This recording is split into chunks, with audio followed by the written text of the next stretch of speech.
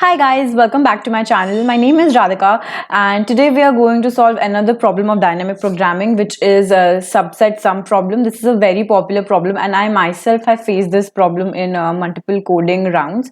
So ये problem हम वैसे ही solve करेंगे पहले recursion से and then उसके बाद हम देखेंगे dynamic programming approach. Now this question ये पहला question था dynamic programming का जो मैंने pick किया था dynamic programming समझने के लिए. तब मुझे dynamic programming की डी भी नहीं आती थी, मुझे नहीं पता था डायनेमिक प्रोग्रामिंग क्या होता है, तो मुझे बहुत डिफिकल्टी हुई थी ये क्वेश्चन को समझने में, इसका सोल्यूशन समझने में. So the sole motive of this video to make this easy for you, क्योंकि मैंने इतने वीडियोस देखे, मुझे कहीं से भी अच्छे से समझ नहीं आ रहा था कि ये क्या होता है. So I will try my level best कि मैं आपको फंडामेंटल एकदम कोर से समझा पाऊँ. हालांकि हमने बहुत सारे प्रॉब्लम्स ऑलरेडी करे हैं डायनेमिक प्रोग्रामिंग के, तो हमें अभी कॉन्सेप्ट है डायनेमिक प्रोग्रामिंग का, तो हमारे लिए इतना डिफिकल्ट नहीं होगा. So let's get into the video. तो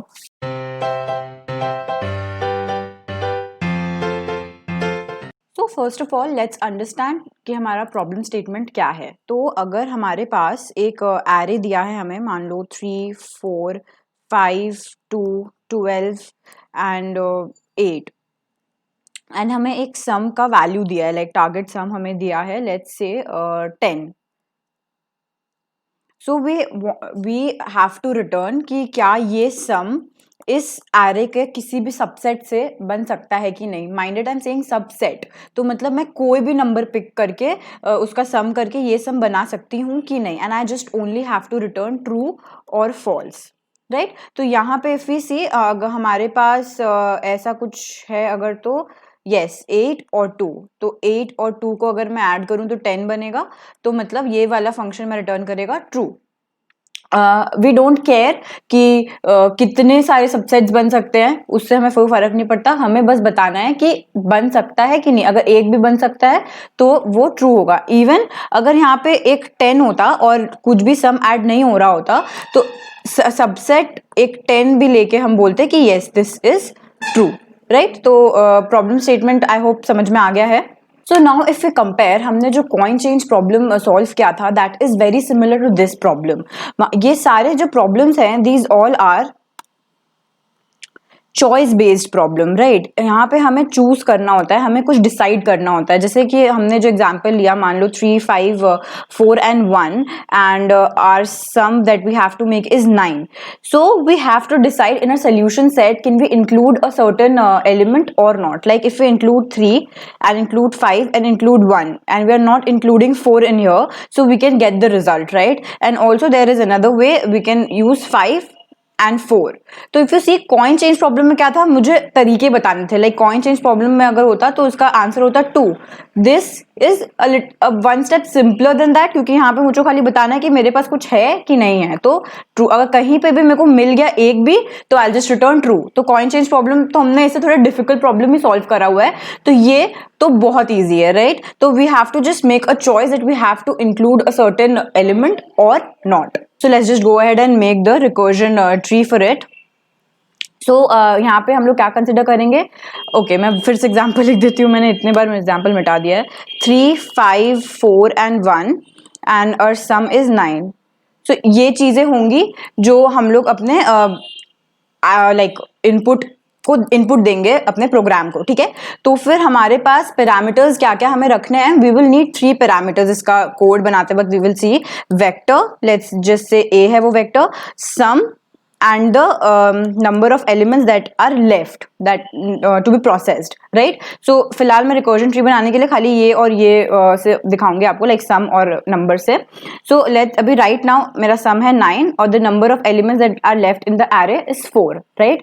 Now I'll think, can I include the last element or not. So if we include 1, so we get, तो अगर मैंने इंक्लूड कर रहा तो मतलब 8 हो गया मेरा टोटल सम एंड एलिमेंट्स 3 हो गए, और मैंने इंक्लूड नहीं करा तो ये ऐसा ही रह गया, राइट. नेक्स्ट यहाँ पे अब मैं सोचूं, अब मेरा एलिमेंट्स 3 हो गया, मतलब मेरा लास्ट एलिमेंट हो गया 4. तो अगर मैं 4 इंक्लूड करूं तो मेरा सम हो जाएगा 4, नंबर ऑफ एलिमेंट्स हो जाएगा 2, और मैं इसको इंक्लूड ना करूं तो 8 और 2, राइट.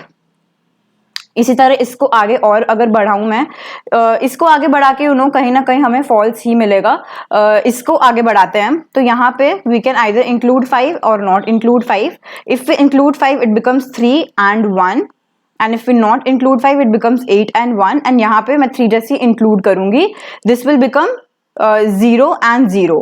सो ये हमारा एक बेस केस हो जाएगा जहां पे हमारा सम हो रहा है इज इक्वल टू 0. तो जैसे ही हमको सम इक्वल टू 0 मिल रहा है, दैट मीन्स कि हमें एक सोल्यूशन मिल गया है, एक सेट मिल गया है, सबसेट मिल गया है जिससे हमारा sum will be equal to the target sum. So we will return true. So it's either or case. अगर मुझे इसमें किसी में भी ट्रू मिला तो आई विल रिटर्न ट्रू. तो मतलब कोड लिखते टाइम वी विल सी ये होगा और कंडीशन, हम इन दोनों में और लगाएंगे and this will return true to this will return true to this and this will return true to this, right? यहाँ पे अगर उसी तरह if we expand this then हम यहाँ पे 1 include नहीं किया है. if we include 4, if we not include 4, so if we not include 4 it will be 9 and 3. next if we include 5 and we will not include 5, मैं आपको खाली इस तरफ दिखा ताकि मैं आपको दूसरा बेस केस समझा पाऊँ. so यहाँ पे अगर हमने 5 include नहीं किया तो it will be 9 and 2, then we are left with 3. so if we include 3 and we, okay, did we miss? Okay, this is 3, this is 2, this is 1 and we not include 3, तो मतलब ये हो जाएगा 9 and 0. so this is our another base case जहाँ पे मेरा सम अभी भी greater than 0 है बट मेरा नंबर ऑफ एलिमेंट्स खत्म हो गया है. तो अगर नंबर ऑफ एलिमेंट्स खत्म हो गया है तो मतलब अगर n is equal to 0 then we return false, क्योंकि अगर कुछ बचा ही नहीं हमारे पास तो हम वो सम तक कैसे पहुंचेंगे, राइट?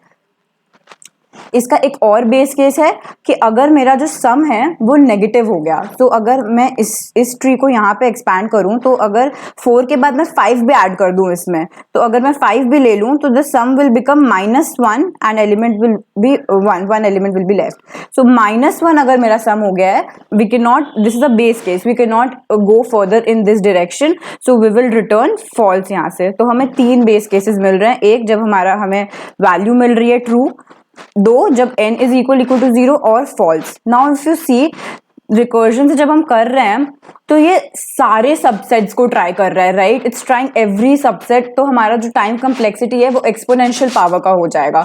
इसीलिए वी हैव एन ऑप्शन कि हम लोग इसको ऑप्टिमाइज कर सकें डीपी के through, and that is what we will be doing in a next video. Now let's just go ahead and code this. So today I am going to use InterviewBit, क्योंकि मुझे ये question leet code पे नहीं मिला और Geeks पे भी नहीं मिला. उसकी वेरिएशंस हैं बट एग्जैक्ट ये क्वेश्चन नहीं था. तो अच्छा है, आपको अलग अलग प्लेटफॉर्म्स के बारे में भी पता चल रहा है. इंटरव्यू बिट भी अच्छा प्लेटफॉर्म है, आप इस पर भी कोडिंग प्रैक्टिस कर सकते हैं.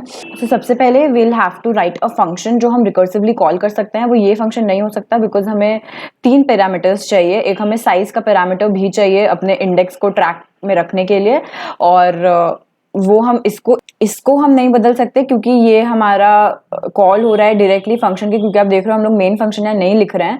तो ये प्लेटफॉर्म में ऐसा ही होता है, उन्होंने ये दिया तो हमें इसी फंक्शन को कंप्लीट करना है. तो हम एक दूसरा फंक्शन लिख लेंगे जिसको हम यहाँ से कॉल करके उसका वैल्यू रिटर्न कराएंगे. तो उसका नाम रखते हैं सॉल्व यूटिल. हमें चाहिए होगा a, उसमें b और एक हमारा एरे का size.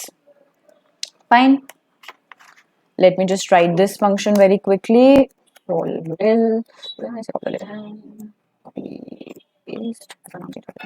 Okay.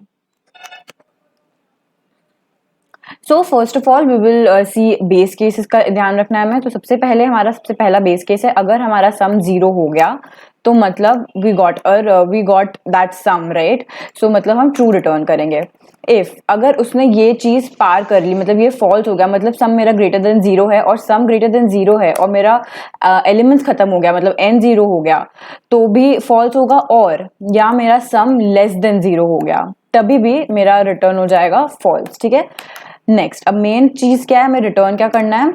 We have to either select an element or we do not select that element. So if we want to select an element हम लोग a ही पास करेंगे. सम हमारा हो जाएगा sum minus a n-1 and हमारा elements, number of elements वो तो कम होगा ही. और solve util a sum n-1. Why are we using और? क्योंकि अगर इन दोनों में से कहीं पे भी ट्रू है तो मेरा आंसर ट्रू होगा. ओके, तो हमें मतलब नहीं है कि हमें कैसे मिल रहा है. अगर कहीं से भी कोई भी एलिमेंट लेके मेरे को सम 0 मिल रहा, ट्रू मिल रहा है, तो फिर मतलब हम लोग को ट्रू रिटर्न करना है. ठीक है, इसलिए और है. या तो this is very simple code, बहुत छोटा सा कोड है, इसको टेस्ट करते हैं. ओके, दिस इज सो यहाँ पे हमें मेन चीज़ ये ध्यान देनी है कि हमारा आंसर गलत नहीं आना चाहिए कहीं भी। टाइम लिमिट एक्सीड हो रहा है मतलब हमारा सोल्यूशन करेक्ट है, बस थोड़ा ज़्यादा टाइम ले रहा है, so we have to optimize it, which we will do in a next video. So that's it for this video. I hope you enjoyed it. I hope you were able to understand. और मैं इसका dynamic programming approach का video भी बहुत जल्दी upload करूँगी, so stay tuned for that. Till then, bye bye, happy coding.